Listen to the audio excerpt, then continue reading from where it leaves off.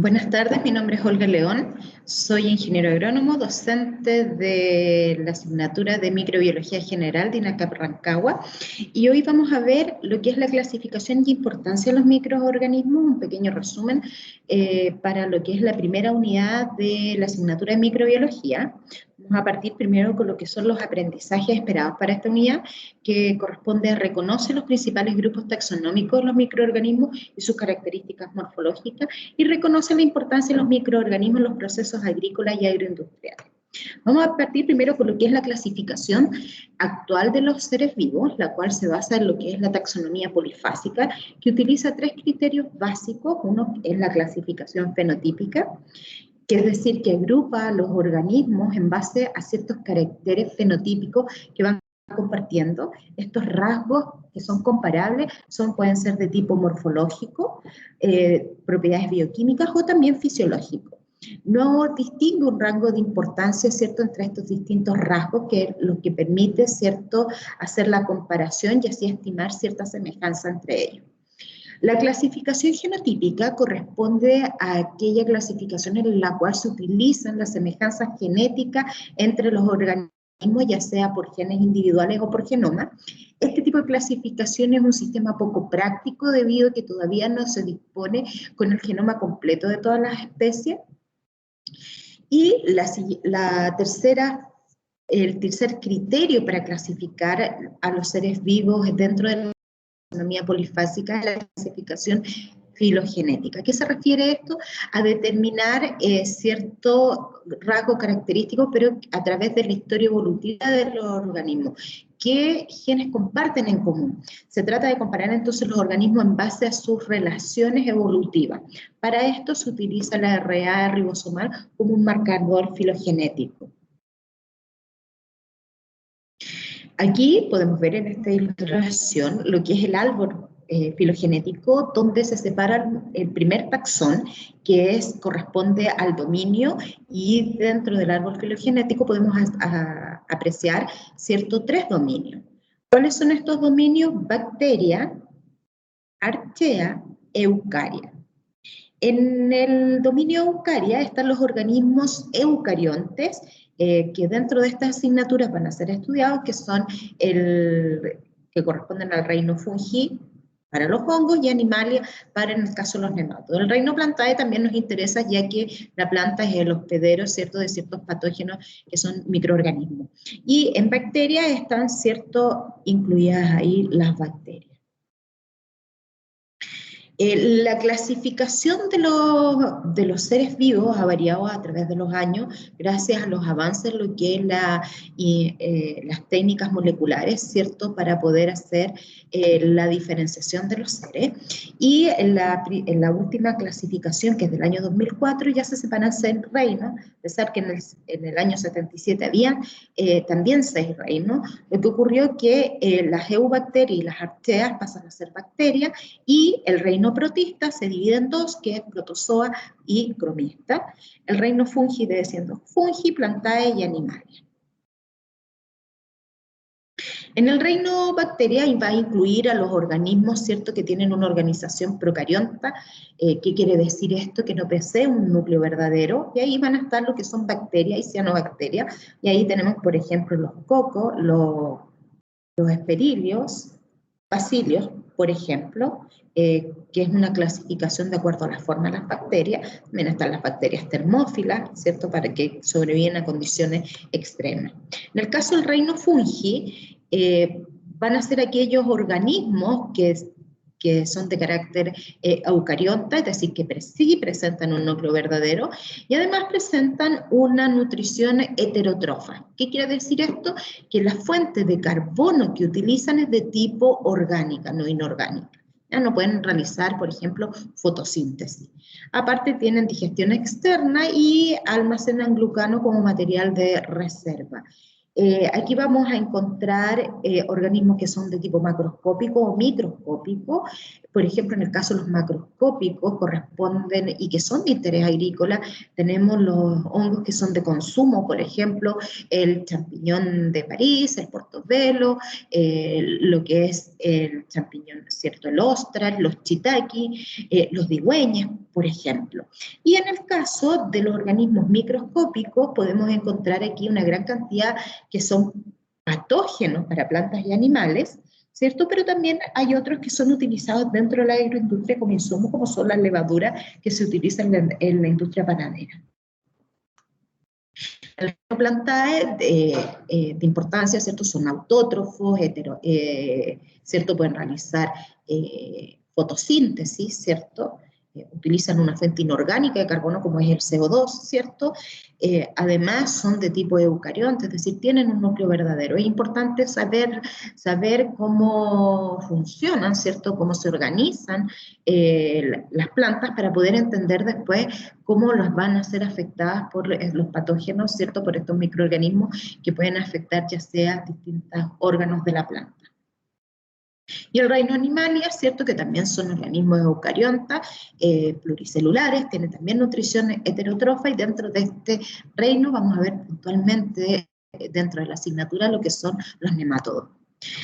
La microbiología en términos generales va a estudiar a los microorganismos que estos van a constituir un grupo de importancia, ¿cierto? Son más pequeños, primitivos, ¿cierto? La mayoría son unicelulares, microscópicos, ¿cierto? Y va a estudiar, ¿cierto?, los procesos biológicos que están asociados a ellos. Dentro de estos grupos tenemos a las bacterias, las algas, los hongos, protozoos, nematodos. Y también están los virus, pero ahí vamos a hablar de que no son considerados como un microorganismo como tal. Dentro de esta asignatura se van a ver lo que son las bacterias, los hongos, nematodos y virus. Los virus, como les decía, no son considerados microorganismos en sentido estricto porque no poseen una estructura celular, presentan solo una molécula de un ácido nucleico, ¿cierto?, que carece de actividad metabólica y además son incapaces de reproducirse por sí mismos. Entonces se le denomina entidades biológicas.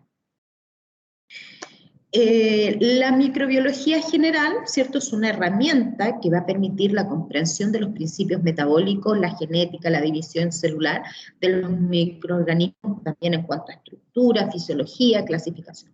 Lo que es la microbiología aplicada va a estar relacionada a problemas puntuales de ciertas áreas.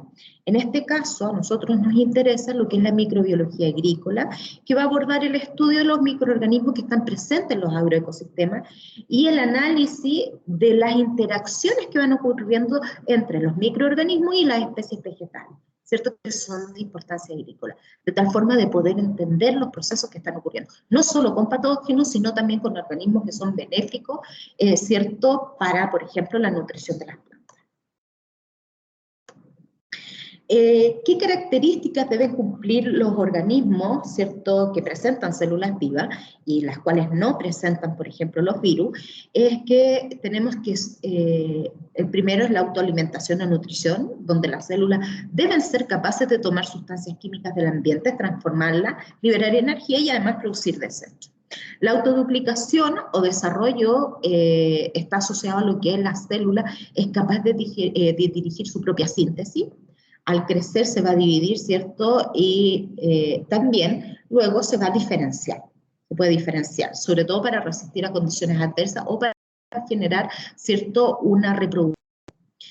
También está el señalamiento químico, es decir, una célula interactúa con otra a través de señales químicas, y también vamos a tener lo que es la evolución, que corresponden a cambios hereditarios como resultado, por ejemplo, de la selección natural, ¿cierto?, que esto va a permitir, ¿cierto?, al organismo adaptarse a ciertos medios ambientes.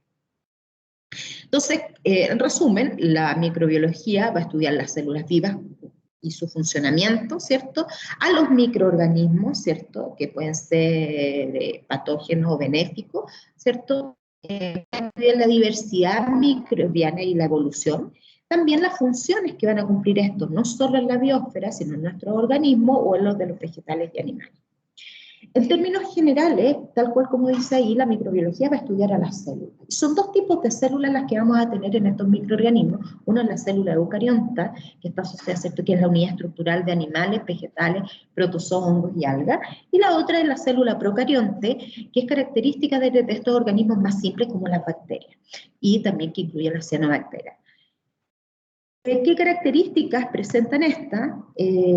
Principal, hay diferencias en tamaño. La célula procarionte es de menor tamaño y no presenta un núcleo definido, como se puede observar aquí en la imagen, donde tenemos esta célula de menor tamaño, que sería una célula bacteriana, que va a presentar ciertas estructuras como pared celular, ribosoma, membrana celular, y aquí se observa un flagelo.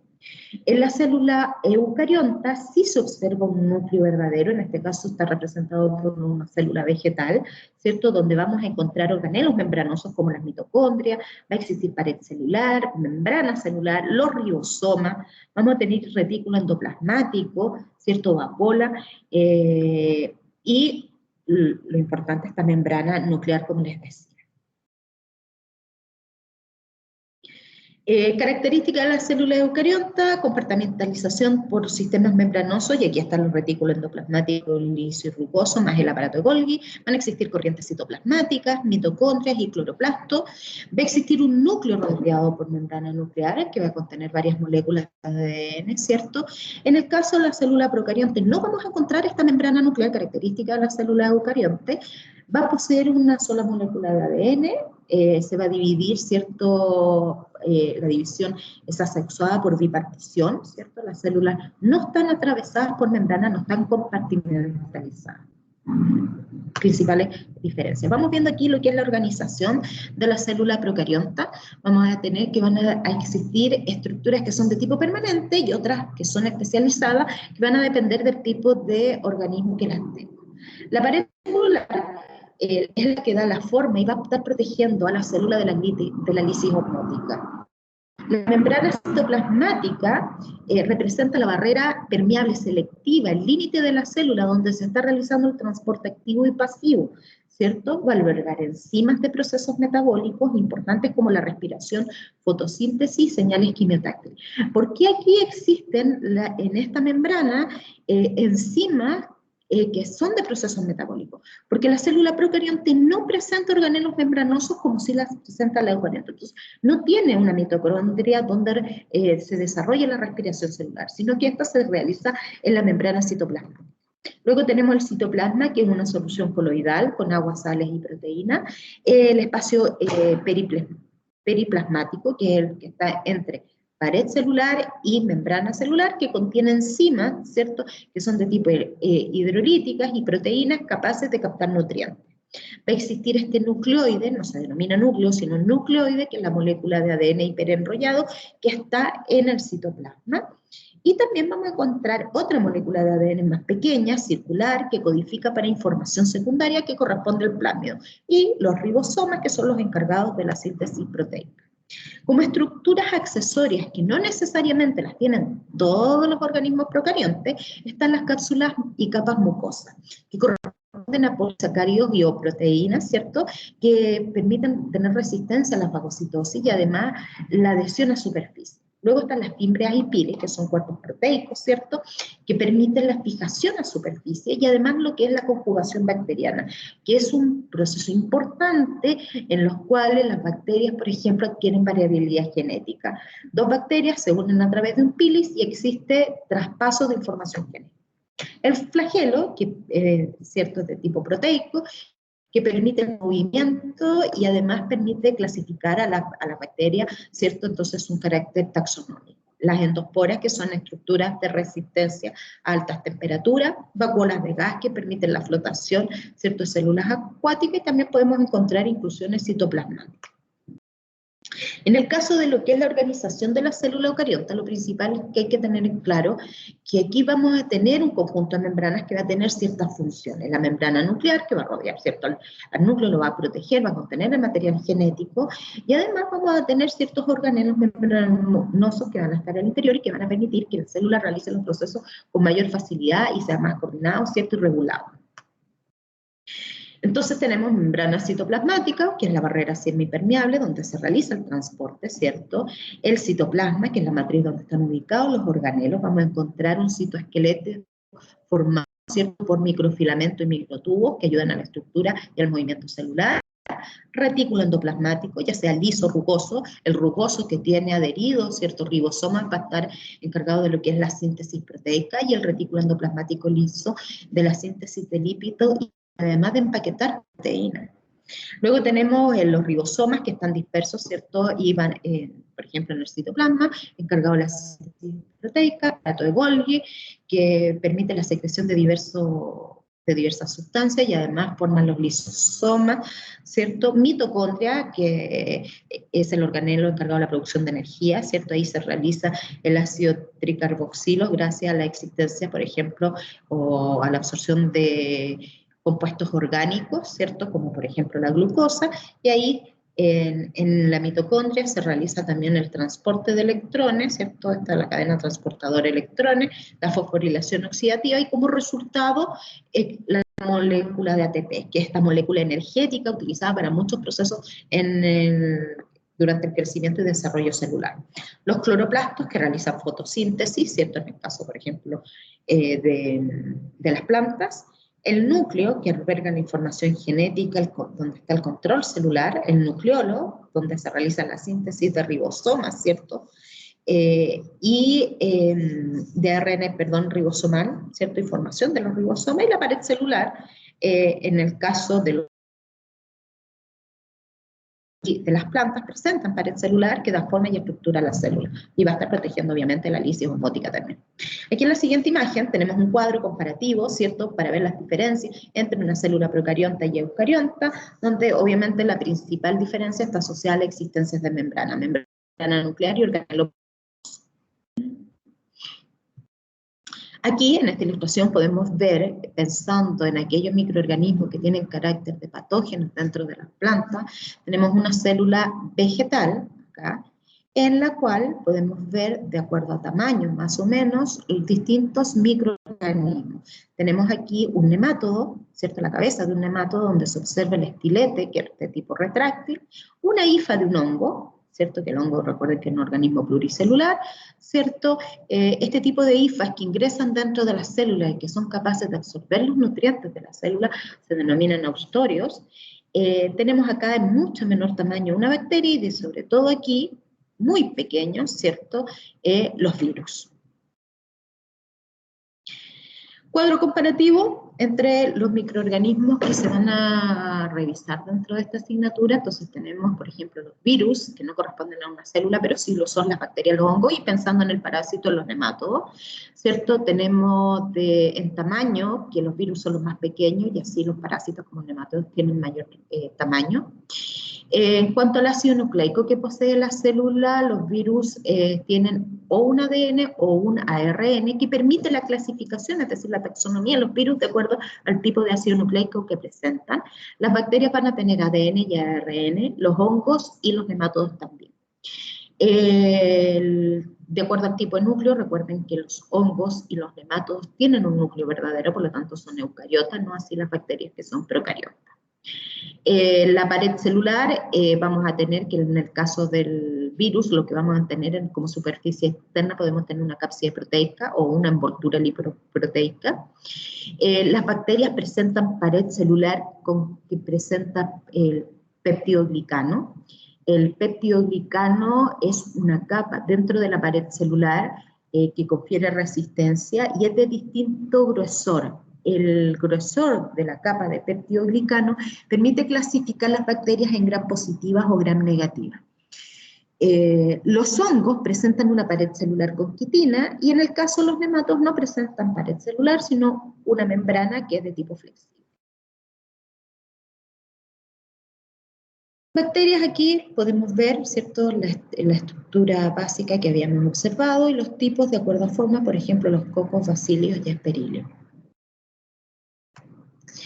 Hongos son organismos pluricelulares que pueden tener cuerpos vegetativos, que son las hifas que los forman, ¿cierto?, este micelio, que es el conjunto de hifas, y además cuerpos reproductivos, por ejemplo, como este conidióforo, que presenta, ¿cierto?, las conidias, ¿cierto?, acá son estructuras que permiten la diseminación del organismo. En este caso, tenemos aquí Penicillium y Aspergillium.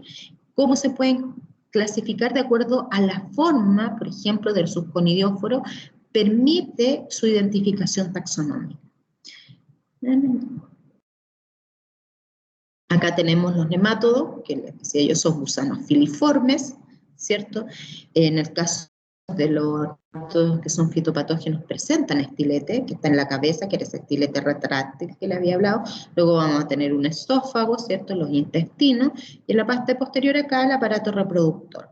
Estos nemátodos pueden ser de distintos tipos, pueden ser de tipos que son más bien sedentarios o que ingresan y se movilizan dentro de los tejidos, pueden ser endo o ecto, cierto parásito, es decir, puede que ingrese todo el cuerpo al interior de la raíz o simplemente una parte del cuerpo, y con el estilete van absorbiendo, cierto, los nutrientes que están en la planta. Recuerden que las raíces va a estar recibiendo compuestos carbonados, por ejemplo, desde las hojas, y va a estar absorbiendo nutrientes desde el suelo como nitrógeno, fósforo. Esos elementos los van tomando inmediatamente también los nemátodos.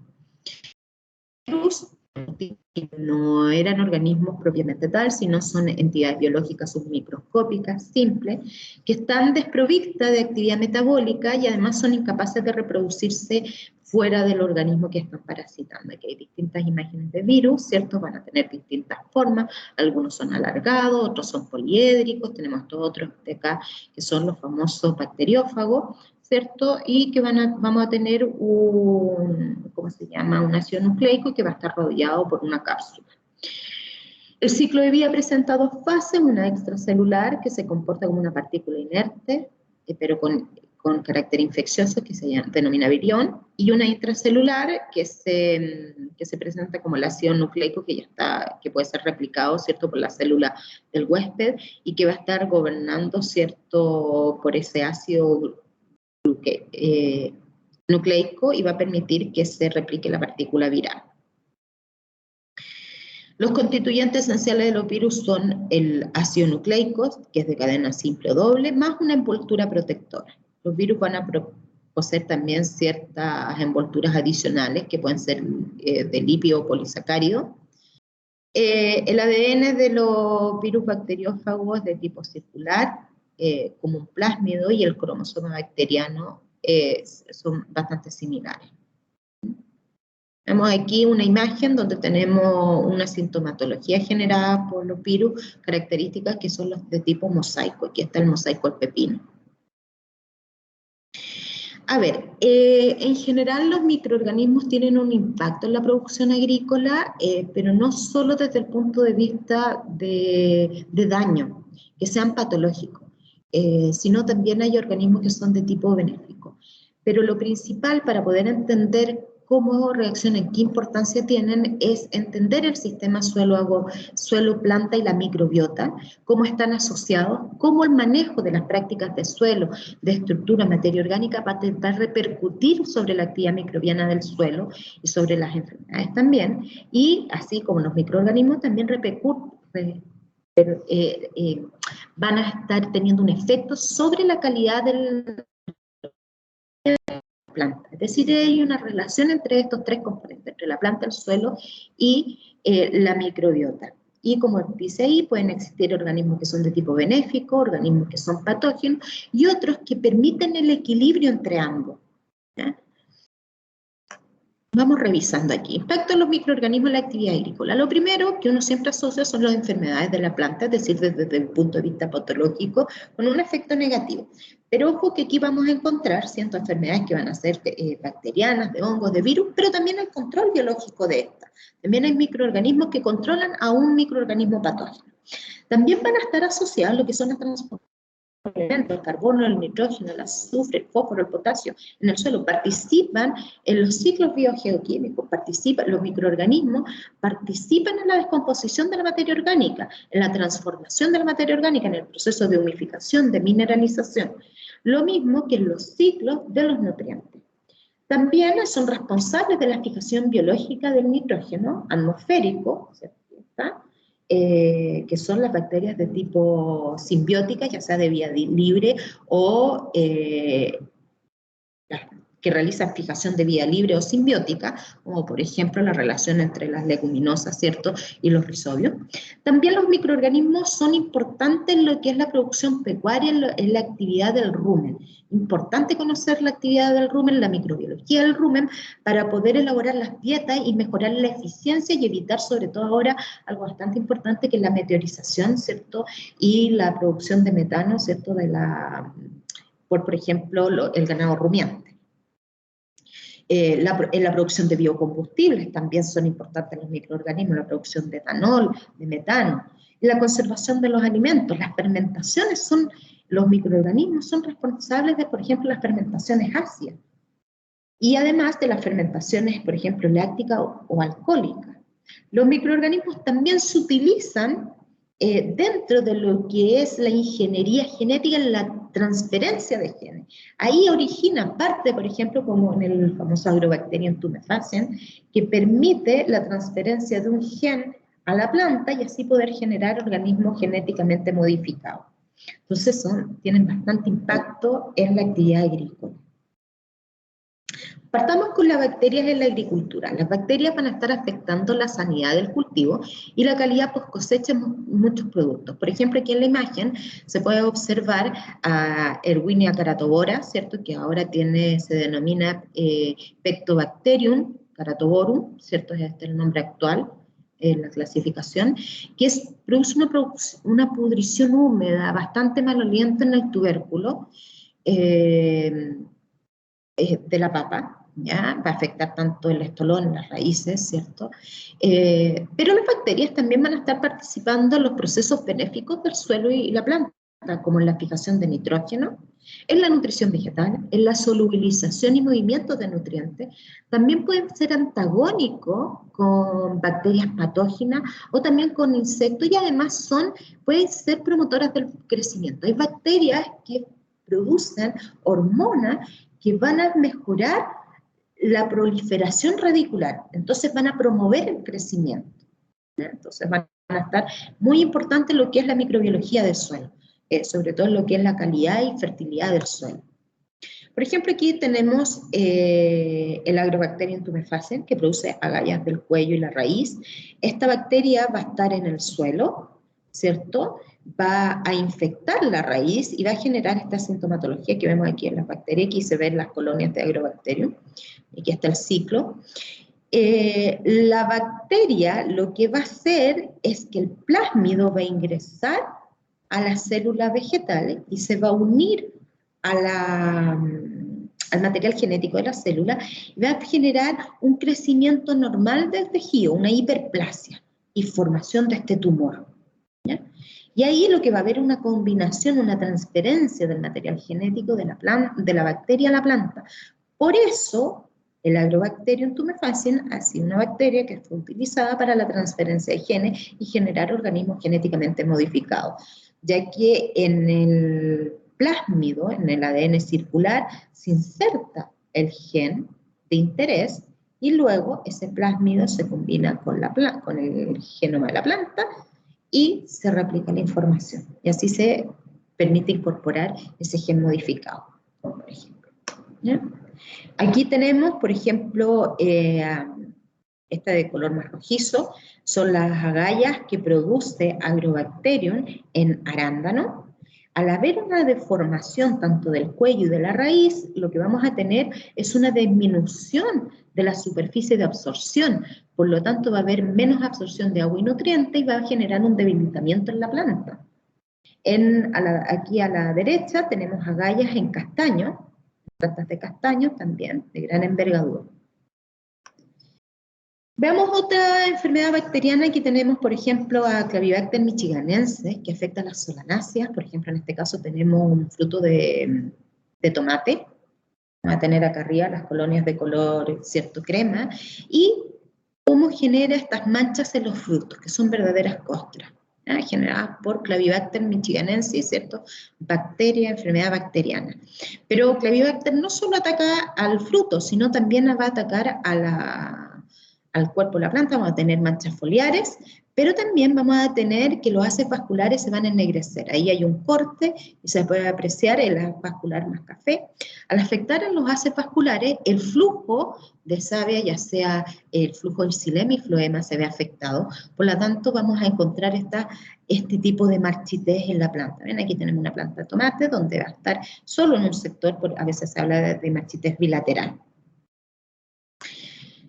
Acá tenemos, por ejemplo, Pseudomonas syringae, Pathobar tabasi, ¿cierto? Que es una bacteria que genera esta mancha angular, formación de ángulos, ¿ven? Acá en la hoja, estas son hojas de tabaco, ¿cierto? Que tienen estas manchas foliares producto de Pseudomonas syringae. Acá tenemos Pseudomonas syringae, pero en arándano. En arándano genera un tizón, una muerte de tejido, una quemazón, ¿ven? Ahí también manchas foliares que puede atacar, ¿cierto? Ahí arándano. Aquí tenemos Pseudomonas en cerezo, ¿cierto? El famoso cáncer bacterial, ¿cierto? Que va a generar cancros ¿cierto? En el árbol, producción de gomosis, muerte de ramillas acá, de inflorescencia, y también hay manchas foliares. Acá tenemos Pseudomonas arborícola, ¿cierto? Pathobar junglaedis, que ataca, este es un nogal, ¿cierto? Que es la peste negra del nogal, que va a atacar el fruto, la hoja con manchas foliares, y aquí ven esta mancha negra, y también vamos a tener cancros que se van a observar en los tallos, en el tronco. Pero no solo tienen carácter patógeno, es decir, que generan un daño a las bacterias, sino también están afectando, son de importancia en lo que es la nutrición y fertilidad del suelo. Las bacterias son fundamentales en lo que es el ciclo del nutriente y permiten, ¿cierto?, la mineralización del nitrógeno, es decir, este nitrógeno que está contenido en los restos orgánicos, en esa hoja que cayó, en la proteína que estaba en la membrana de esa hoja, celulares, ¿cierto?, los ácidos nucleicos, todo ese nitrógeno tiene que ser descompuesto cuando se empieza a descomponer el resto vegetal. El primer proceso ahí ocurre un proceso de amonificación, ¿cierto? Luego tenemos que ese amonio, que está acá, va a pasar a ser nitrito, NO2, ¿cierto? Gracias a bacterias del tipo nitrosoma. Y luego ese nitrito va a pasar a ser nitrato gracias a nitrobacter. Es en esta forma de nitrato que la planta puede absorber el nutriente. Fundamental, ¿cierto?, para generar proteínas, aminoácidos. Entonces, si no existieran estas bacterias, los restos vegetales no se podrían mineralizar y no podríamos tener este nitrógeno de forma inorgánica que la planta puede absorber. También tenemos bacterias de tipo Pseudomonas que toman este nitrato y lo van a transformar en nitrógeno como gas atmosférico, y ese proceso se llama desnitrificación. El nitrógeno atmosférico también puede ser fijado, ¿cierto?, como nitrato, gracias a la actividad de los rizobium que están asociados simbióticamente con las leguminosas. Pero existen otras bacterias, por ejemplo, Azotobacter, que lo que hace es tomar el nitrógeno atmosférico y lo fija como nitrato, pero es una fijación de vida libre, no simbiótica. Entonces se dan cuenta que es de suma importancia las bacterias en el proceso de nutrición, de fertilidad de un suelo. Y también hay fertilizantes que uno aplica al suelo, fertilizantes que no están en la forma directamente que es absorbida por la planta, como nitrato y amonio, que son las dos formas en que la planta absorbe el nitrógeno. Por ejemplo, la urea no es una forma directamente disponible y tiene que pasar por el proceso de descomposición. Es decir, si no existen microorganismos que la transformen en amonio, que la transformen a nitrato y luego a nitrito y luego a nitrato, ese fertilizante no va a poder ser útil para la planta. Entonces, de importancia en los ciclos de los nutrientes. Los hongos en la agricultura. Los hongos en la agricultura van a afectar primero la sanidad de los cultivos, ¿cierto? Y calidad post cosecha, debido a esto, por ejemplo, enfermedades, hongos que son de tipo patógeno, pero también son importantes lo que son la degradación de la materia orgánica y pensar que los hongos tienen mayor resistencia, por ejemplo, que las bacterias a las condiciones ácidas y por lo tanto van a degradar compuestos también que no degradan las bacterias. Las bacterias, los hongos van a estar en otros rangos también de pH.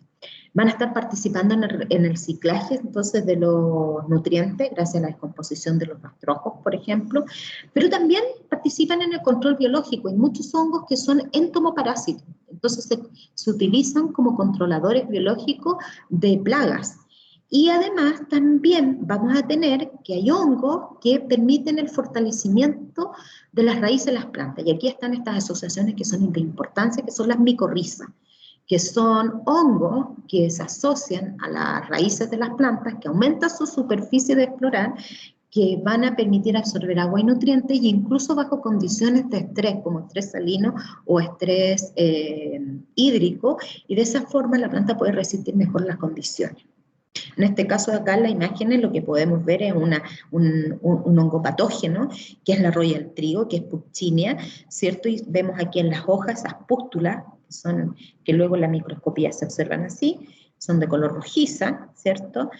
Que están distribuidas en toda la lámina foliar del trigo. Va a disminuir superficie fotosintética, va a generar después necrosis de tejido, por lo tanto reducción de rendimiento. Acá, hongos, también patógenos, tenemos aquí a Penicillium, característico por el color de su espora. Aquí tenemos los conidióforos de Penicillium, ¿cierto? Las esporas de los hongos son un carácter taxonómico porque de acuerdo al color se pueden hacer la identificación del hongo, generando luego estas pudriciones. ¿Bien? En el caso de Botrytis, otro hongo, sus esporas no son del color ese verde azuloso que teníamos anteriormente, sino más bien gris, por eso se llama pudrición gris. Aquí tenemos los conidios de Botrytis cinerea, ¿cierto? En este caso en tomate, bastante prolífago, puede afectar bastante cultivos Botrytis. Alternaria se caracteriza, a diferencia de los otros, por ejemplo, en este caso manchas concéntricas, circulares, características de alternaria, en este caso está atacando a frutos de tomate, pero la podemos tener en durazno o en otro cultivo. Fusarium, ¿ven?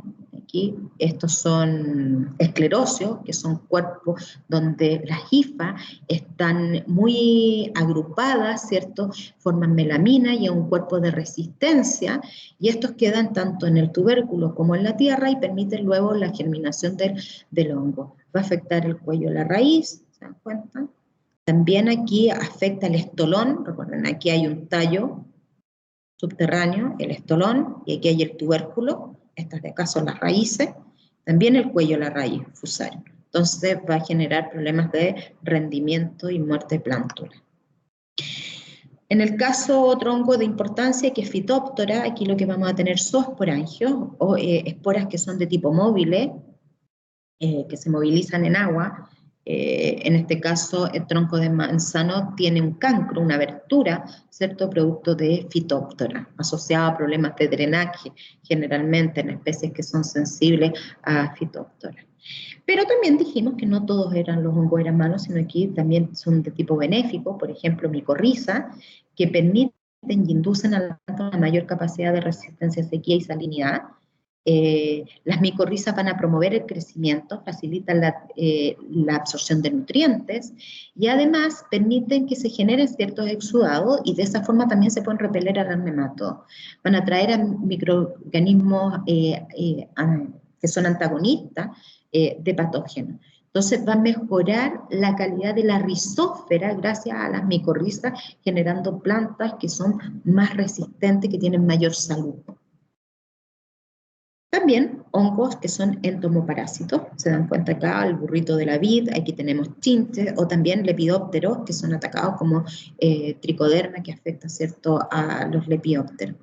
Hongos entonces entomopatógenos que afectan insectos de distintos grupos como coleópteros, ¿cierto?, aquí en el caso del burrito, lepidópteros, dípteros, himenópteros, los hemípteros, ¿cierto?, aquí como en el caso del chinche. En el caso de Línea ha trabajado bastante bien con el control biológico de plagas a través, por ejemplo, el famoso gusano blanco, el burrito de la vid, ¿cierto?, que es un curculiónido, ¿cierto? La polilla del tomate, la tuta absoluta, chanchitos blancos, a través de hongos que permite el control de estos microorganismos y así poder promover el control biológico y reducir el uso de agroquímicos. Los nemátodos en la agricultura, ¿cierto? También de interés, porque sobre todo los fitopatógenos, aquellos que presentan estiletes, pertenecen al reino animal, como ya habíamos mencionado, son organismos pluricelulares, ¿cierto?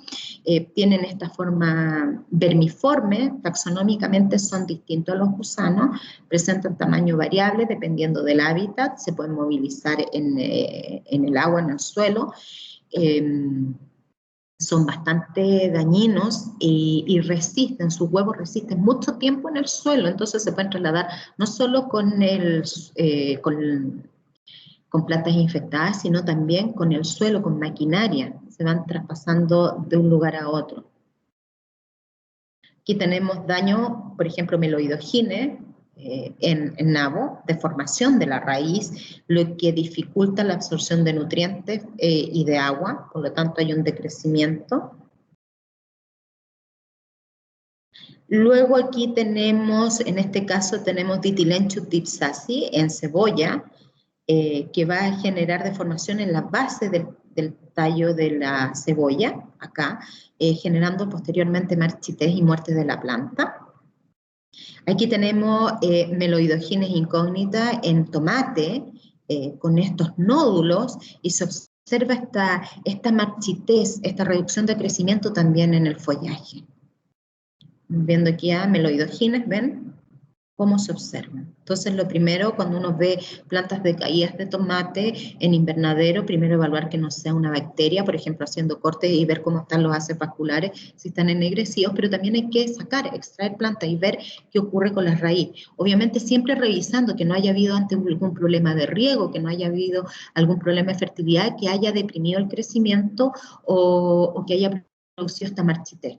Luego ver si no son enfermedades bacterianas y obviamente revisar raíces por si son ciertos nemátodos que están afectando todo el sistema radicular, aquí totalmente deforme, por lo tanto se afecta la absorción de agua. Piensen ustedes que en la raíz lo que absorbe agua es la rizodermis, los pelos radicales, que son células modificadas de la epidermis de la raíz. Al haber estas formaciones se pierde eso, entonces la planta deja de absorber agua y nutrientes. ¿Por qué están ahí los nemátodos? Porque los nemátodos lo que quieren son los fotoasimilados que está produciendo la planta. Entonces lo que quieren ellos es alimentarse, son estos carbohidratos que utiliza el nemátodo para generar energía. Aquí tenemos el famoso Globodera, ¿cierto? El nemátodo dorado de la papa. Miren las deformaciones que genera, ¿ven? Son verdaderos rosarios, por eso se llama así el nemátodo dorado de la papa. Y aquí, como para ir finalizando, tenemos un cuadro de la importancia de conocer estas relaciones que hay, estos sinergismos que se van generando entre microorganismos que son de tipo benéfico y aquellos que son que están generando ciertas funciones. Siempre lo primordial en lo que es el aspecto de microbiología en el sistema agrícola es conocer cuáles son benéficos, cuáles son patológicos, cómo son las interacciones y siempre potenciar la calidad del suelo, por ejemplo, y la salud de la planta. Mientras la planta esté saludable, por ejemplo, gracias a microorganismos del suelo que están participando en lo que es la formación, por ejemplo, en los ciclos biológicos, formación de sideróforos para que la planta pueda absorber el nutriente, solubilización del fósforo también, o también algunos que son antagónicos, como por ejemplo el trichoderma, que es antagónico y que en sí lo que permite es, compite por el nicho de otros patógenos, entonces los desplaza. Ese conocimiento permite hacer una agricultura más sustentable, con menos uso de agroquímicos para el control de enfermedades. Entonces siempre hay que pensar entonces en potenciar la salud de la planta como principal para el control de patógenos y obviamente beneficiar a los organismos que están cumpliendo un rol benéfico en el sistema agrícola. ¿Ya? Entonces aquí podemos ver que la importancia de la microbiología en el sector agrícola. Acá dejo también ciertos términos que se están utilizando en cuanto a microorganismos benéficos en el área agrícola, por ejemplo, los agentes de control biológico o biocontroladores, microorganismos promotores del crecimiento, rizobacterias promotoras del crecimiento vegetal, bacterias promotoras del crecimiento vegetal, que van permitiendo estos organismos que se vayan generando bioproductos que pueden ser aplicados al suelo. También están los hongos promotores del crecimiento vegetal, por la sigla en inglés se dan esto. También tenemos estimulación del crecimiento vegetal, hongos formadores de micorrizas vasculares también, y las bacterias del suelo asociadas a los hongos formadores de micorriza. Entonces, todos estos microorganismos son los que están últimamente siendo estudiados para poder generar bioproductos y mejorar la fertilidad del suelo de forma natural. Siempre hay que promover la microbiota del suelo. Aquí hay 2 libros de microbiología que se encuentran disponibles en la biblioteca de INACAL, libros digitales, para entender en términos generales las características y morfología y fisiología de los microorganismos. ¿Ya? Eso sería dentro de un resumen de la importancia de los microorganismos en la agricultura. Para finalizar. Hasta luego.